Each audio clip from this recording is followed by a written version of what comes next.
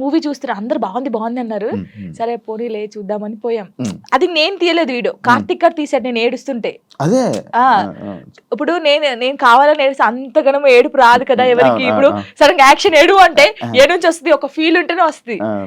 చూస్తున్నాను ఎక్కడ కనెక్ట్ అయ్యానంటే ఆ పిల్ల వాడు వద్దు మన ఇద్దరికి సెట్ కాదు ఇంకా అని చెప్పేసి ఫోన్ కట్ చేసి వెళ్ళిపోద్ది. వాళ్ళ డాడీకి చెప్తాది కదా, తను నాతో ఉన్నా లేకపోయినా తను నా మనసులో పెళ్లి చేసుకున్నాను, నా మనస్ఫూర్తి పెళ్లి చేసుకున్నాను, తను నాతో ఉన్నా లేకపోయినా తన కోసమే ఇలా ఉంటానని. అబ్బా కరెక్ట్ అదే ఆ సిచ్యువేషన్ కనెక్ట్ అయ్యి ఏడ్చావా?